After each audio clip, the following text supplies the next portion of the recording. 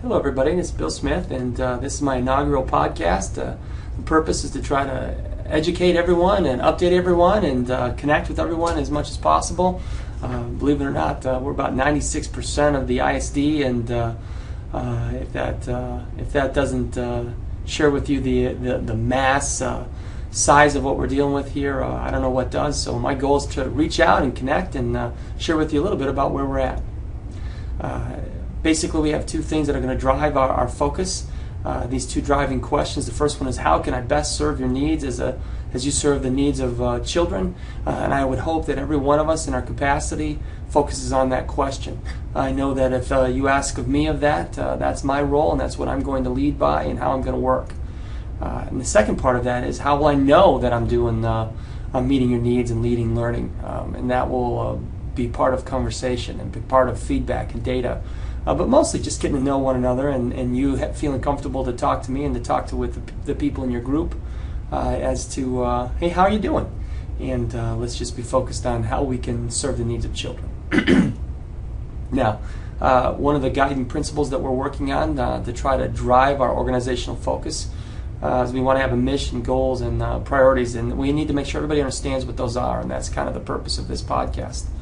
We need to know our mission and vision and what direction that we're going. We have to all kind of work at the same drumbeat, move ahead at the desired pace and speed. We have a sense of urgency because the local districts that we serve and the children that we serve have a time-committed need. It's time-sensitive.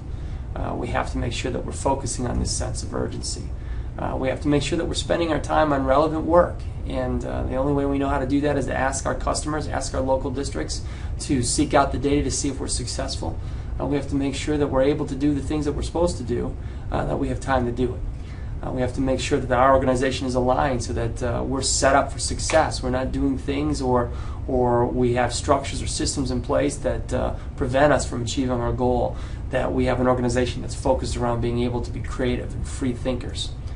We want to make sure that everyone has an opportunity to be able to contribute. We have to be self-correcting in nature. Nothing worse than an organization that's going down the wrong path, and we don't have the capacity or ability to be able to fix that. We can't be blindsided. We have to make sure that we're out of our foxholes and we're focused on where we're going.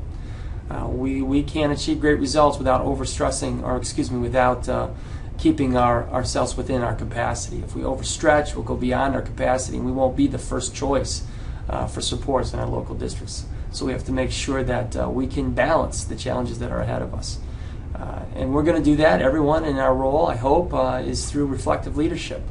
We're going to communicate a shared vision. We're going to be confident that we can serve our customers. We're going to exhibit a can-do attitude as opposed to a can-don't.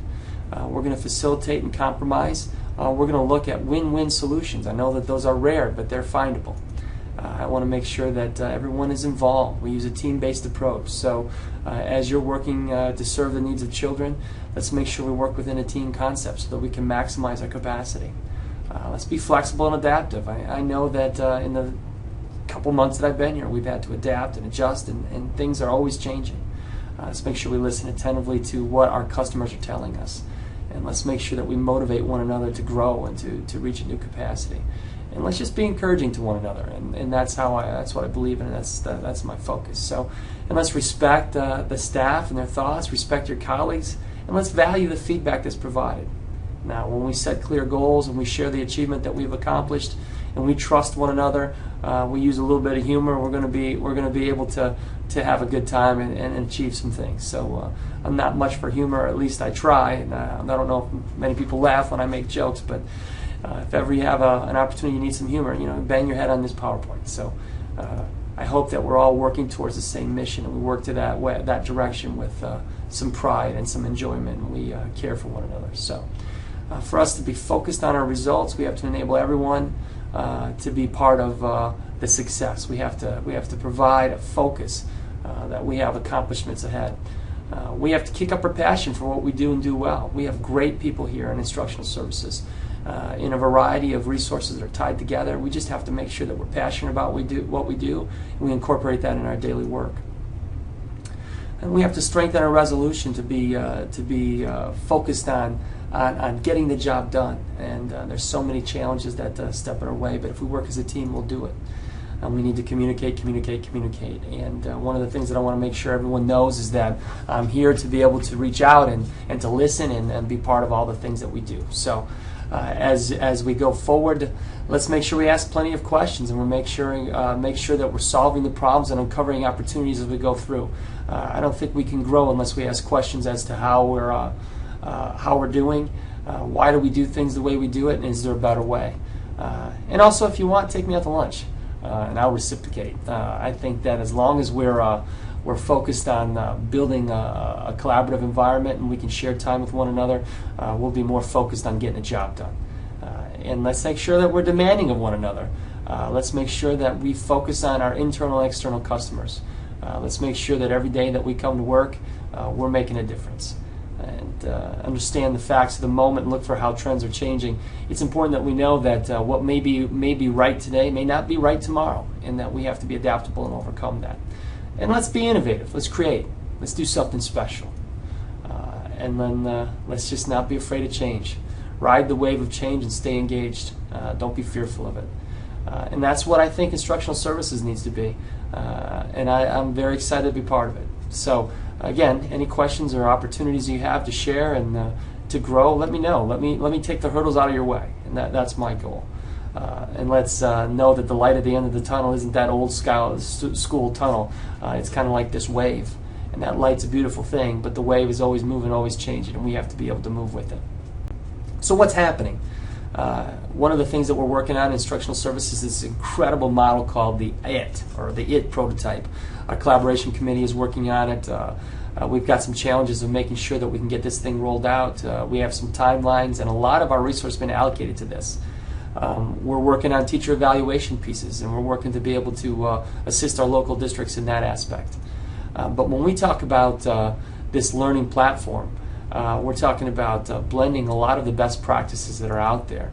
And just to share with you, this is the presentation that we've shared with people. The IT is yet to be defined, but its goal is to increase efficiency so that we can have more money designated for learning and time and resources.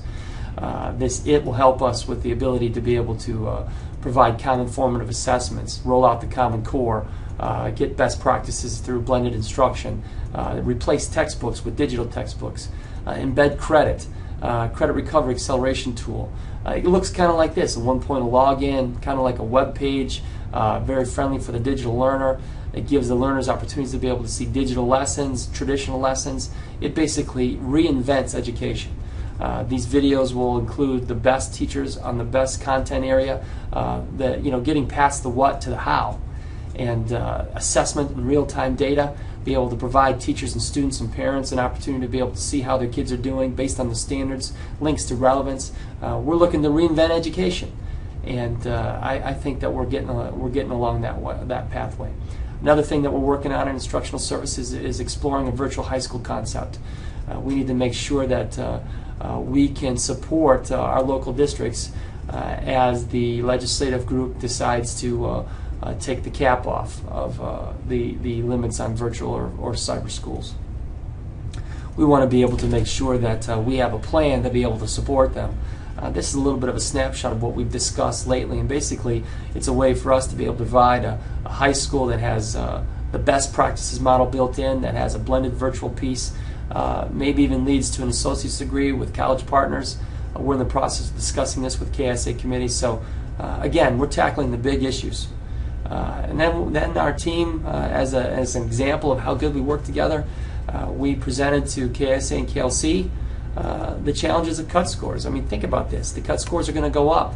And people ask, well, what does that mean? Well, if you take a look here, you're going to see this little box right here. This is what cut scores were like in a very 96% efficient district. Third grade reading, which is the governor's one of the governor's benchmarks. And if you look at this dashboard kind of representation, this blue's good and the pink's bad. Based on the current cut scores, that's what it would look like. Same students, same instruction, same scores, but different cut score approval or different cut score piece. That number increases by 10. Let's go even higher. Let's look at 8th grade. Here's the same district, 8th grade students, 92% proficient. Here's what happens with the new cut scores.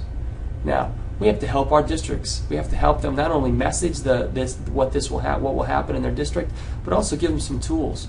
What we've done is worked with instructional services, combining the teaching and learning, the data, and the school improvement team to build these packets of information of best practices for our local districts.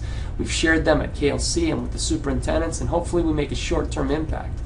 But in addition to that, in the long-term concept, school improvement now will help those districts facilitate the continuous cycle of improvement to make sure that we're making a difference. Basically identifying the areas of where we can help them and where they can help themselves. We also are looking at the long-range picture, innovative concepts and facilities planning. We're focused on some guiding principles. First, every space that we use, we need to define it as a flexible use space so that it can be used for more than one purpose.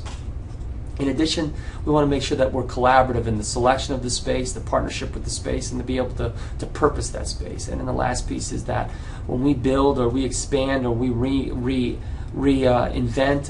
what we do and where we do it, we want to make sure that reinvention includes a lack of restriction to time and place. We want to be in the real world. We want to be beyond the school day. Some of the things that we're working on is the expansion of culinary arts, which potentially might bring us downtown and partner with the downtown renovation group, leading to potentially an innovative new degree blended between Ferris and Grand Valley. But again, we're seeking to be innovative. Can Innovation High has to grow. We're looking for new programs in nanotech and megatronics. We're on the cutting edge of some great opportunities. Again, we have things going on in every aspect of this instructional services. Teaching and learning is continuing to roll out the Common Core, supporting both teachers in districts, administrative teams. Technologies, we're still working with Region 1 updates and Region 1 support. We're growing out all different kinds of things internally with copier replacement and phone upgrades, to externally with running and expanding one-to-one and supporting districts. Special education is working to provide better services for local districts and students. The school improvement team continues to grow in its support both internally and externally, and CT and the satellite programs are taking us to new levels. So we've got a lot of things going on. Welcome to a great school year. Hopefully in the next couple weeks we're going to have a little milk and cookies kind of meeting, and we'll have more of a personal opportunity. I appreciate all of your support and all the things that you've done. And hey, have a great day. Thank you very much.